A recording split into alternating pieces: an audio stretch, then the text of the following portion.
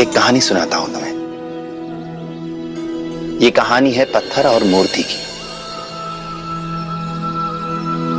एक बार पत्थर ने मूर्ति से कहा कि हम दोनों एक ही जगह से, एक ही चट्टान से लाए गए। भाग्य से हम लोग एक ही मूर्तिकार के पास भी पहुंच गए, पर तुम्हारा सौभाग्य कि तुम एक मूर्ति बन गई जिसे देखकर सब लोग वाह वाह करते हैं, और मुझे जमीन में लगा दिया जहां दिन भर लोगों के पैर पड़ते हैं। तुम्हारी मुंह मांगी कीमत मिलती है और मेरी कीमत कुछ भी नहीं। जब हम दोनों एक जैसे हैं तो फिर मेरे साथ इतनी नाइंसाफी क्यों? इस पर मूर्ति ने कहा, तुम भूल रही हो।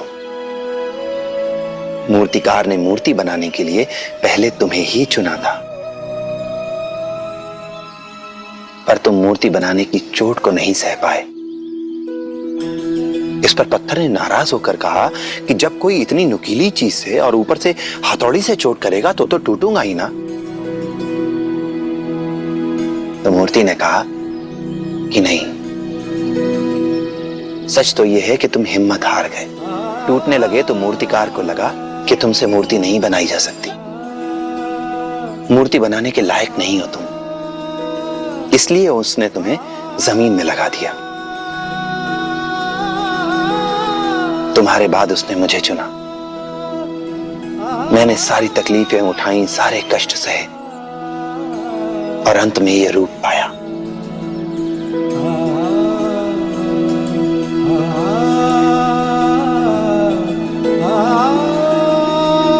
अब तुम ही बताओ अमीर, तुम जमीन में लगा पत्थर बनना चाहते हो या फिर मूर्ति? बताओ। मालिक को अगर अपने काम के हर पहलू की जानकारी ना हो, कभी भी सफल व्यापारी बन सकता है, सफल कारोबारी बन सकता है वो? नहीं। तुम्हारे अब्बा तुम्हें काम इसलिए सिखाना चाहते हैं क्योंकि इसके कई फायदे हैं। सबसे पहला,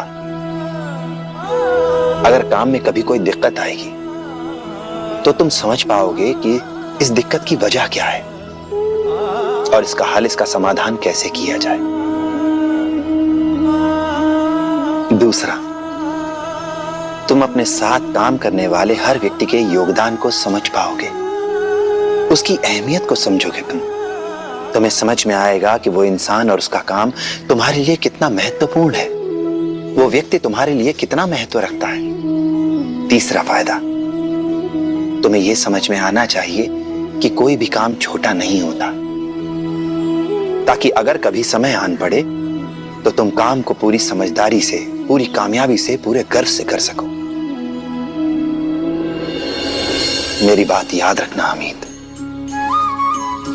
कोई भी इंसान सच्चा मालिक तभी हो सकता है जबकि वो कोई भी काम करने में संकोच ना करे, और ऐसा करके ही वो अपने लिए काम करने वाले लोगों की नजर में असली नायक बन सकता है।